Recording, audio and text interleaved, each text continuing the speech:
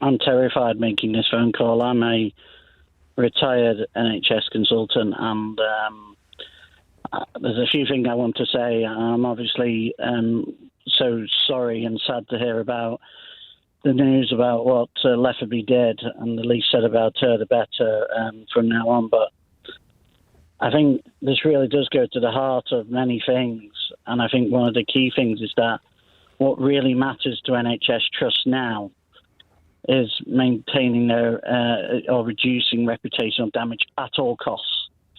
That, in my experience of working in the NHS and now retired, of course, that's all that matters. So I have personally seen lots of bad things. I've not seen murders or anything that I suspected like that, to make that absolutely clear. But I have seen lots of bad things. I've heard doctors say, well, they were going to die anyway. They were going to die anyway, excusing bad practice, bad behaviour. They only had 6 months left to live, so it doesn't matter that this terrible thing happened.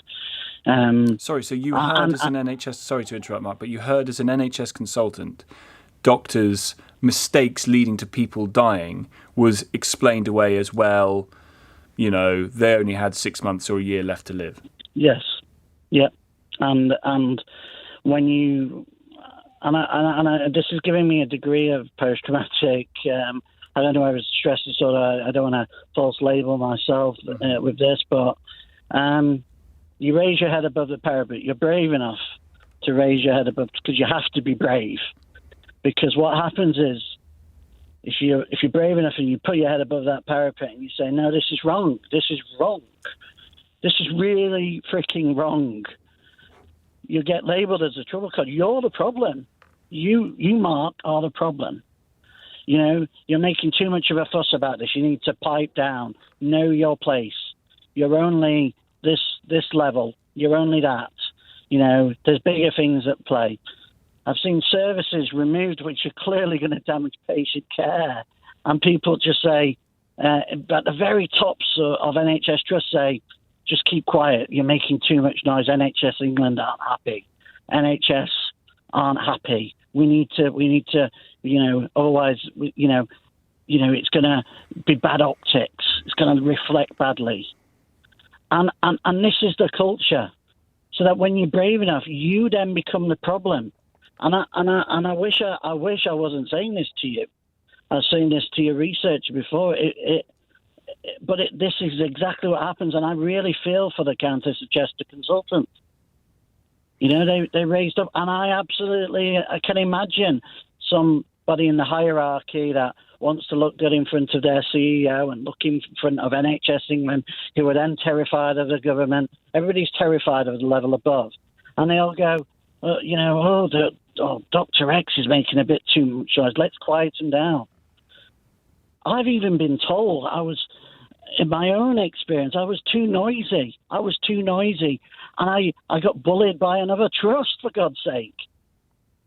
And I'm not going to name names. We said I absolutely am not going to name names. But this is the culture. And, we're regulated by the GMC. And every year, doctors, consultants have to do something called an appraisal, revalidation every 3 years, which is a load of paperwork, which is supposed to weed out the bad guys after Shipman happened. It's supposed to weed that out. But actually, Shipman would have easily passed his revalidation. He's easily passed his appraisals. No problem at all. Blitzed it. No problem at all. The system isn't worth its salt, and the GMC are also partly responsible for this. Because you can get through this paperwork pile as a consultant, same appraisal, and it's very similar for nurses. Very similar for nurses. That's what I want to make clear. I don't think it's exactly the same, but very similar. But it doesn't weed out the bad guys. What really does is the eyes and ears on the ground floor. Mm-hmm. You know when something's not right. I'm welling up saying this to you. If something doesn't quite pass, I think Sheila said it, the sniff test. Yeah, if you raise your voice and put your head above that parapet, you get shot down. You are the problem. And so then what a lot of colleagues do, and still do, is they keep quiet. The phrase "I'm going to keep my powder dry" almost feels synonymous with medical practice. Because if they don't, they get told off, they get overlooked, it becomes a problem. Do you know, Mark, I'm already getting loads of people texting in saying as ex-NHS employees, as current NHS employees, they absolutely agree with what you're saying. I've got one here. As an ex-NHS employee, I agree with what your ex-consultant is saying. I left. The environment and culture is toxic. Is your view, Mark, then, based on your own experience of seeing things that you knew were wrong happening regularly, that there will be, across the NHS estate, every day, scandals taking place that should be raised up further, but because of that fear are not? There are scandals that have occurred that I know have occurred that I was told directly if I mentioned it any further again, I would be in big trouble. Okay, and that involved GMC. And I was told that by the responsible officer. That's the person in charge in NHS Trust. That's in charge of overseeing the revalidation process, overseeing the badness, that potentially can go on. So unfortunately, the cover up is happening every day. Every single day. Now, this isn't conspiratorial. I don't want all the wackos, the COVID anti-vaxxers to think, it's one big cover-up. Most people in the NHS are there for the reasons that I was there.